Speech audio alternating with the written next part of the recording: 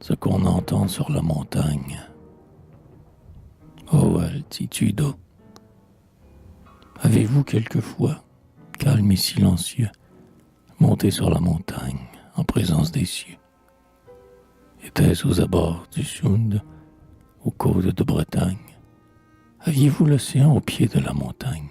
Et là, penché sur l'onde et sur l'immensité, calme et silencieux, avez-vous écouté? Voici ce qu'on entend. Du moins un jour qu'en rêve, ma pensée a bâti son vol sur une grève. Et, du sommet d'un mont plongeant au gouffre amer, vit d'un côté la terre et de l'autre la mer. J'écoutai, j'entendis, et jamais voix pareille ne sortit d'une bouche et n'émut une oreille. Ce fut d'abord un bruit large, immense, confus, plus vague que le vent dans les arbres touffus, plein d'accords éclatants, de suaves murmures, doux comme un chant du soir, fort comme un choc d'armure. Quand le sourd mêlé étreint les escadrons et souffle furieuse aux bouches d'éclairons. C'était une musique ineffable et profonde, qui, fluide, oscillait sans cesse autour du monde. Et dans les vastes cieux, par ses flots rajeunis, roulait élargissant ses orbes infinis, jusqu'au fond où son flux s'allait perdre dans l'ombre. Avec le temps, l'espace et la forme et le nombre, comme une autre atmosphère épars et débordée, l'hymne éternel couvrait tout le globe inondé. Le monde, enveloppé dans cette symphonie, comme il vogue dans l'air, voguait dans l'harmonie. Et pensif, j'écoutais ces harpes de l'éther, perdu dans cette voix comme dans une mer.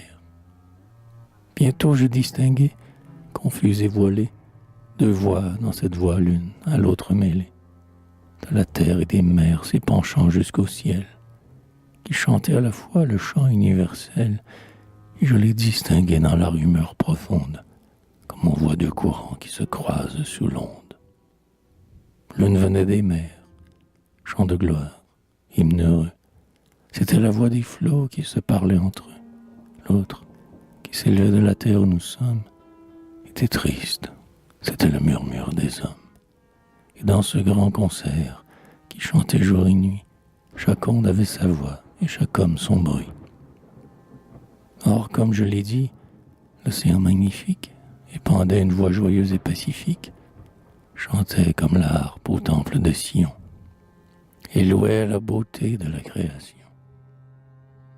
Sa clameur, qu'emportait la brise et la rafale, incessamment vers Dieu montait plus triomphale. Et chacun de ces flots, que Dieu seul peut dompter, quand l'autre avait fini, se levait pour chanter. Comme ce grand lion dont Daniel fut l'hôte, l'océan par moments abaissait sa voix haute. Et moi, je croyais voir, vers le couchant en feu, sous sa crinière d'or, passer la main de Dieu. Cependant, à côté de l'auguste fanfare, l'autre voix, comme un cri de coursier qui s'effare, comme le gond rouillé d'une porte d'enfer, comme l'archet d'airain sur la lyre de fer, grinçait et pleure et crie, l'injure, l'anathème, refus du viatique et refus du baptême, et malédiction et blasphème et clameur, dans le flot tournoyant de l'humaine rumeur, passait, comme le soir on voit dans les vallées, de noirs oiseaux de nuée qui s'en vont par volées. Qu'était-ce que ce bruit dont mille échos vibraient? Hélas, c'était la terre et l'homme qui pleuraient. Frères, de ces deux voix étranges, inouïes, sans cesse renaissant, sans cesse évanoui, qui écoutent l'éternel durant l'éternité. L'une disait nature et l'autre humanité. Alors je méditais, car mon esprit fidèle, hélas, n'avait jamais déployé plus grand d'elle. Dans mon ombre jamais n'avait lui tant de jours, et je rêvais longtemps, contemplant tour à tour, après l'abîme obscur qui me cachait la lame, l'autre abîme sans fond qui s'ouvrait dans mon âme. Et je me demandais pourquoi l'on est ici. Quel peut être après tout le but de tout ceci? Que fait l'âme? Lequel vaut mieux d'être ou de vivre? Et pourquoi le Seigneur, qui seul lit à son livre, mêle éternellement dans un fatal hymen le chant de la nature ou cri du genre humain.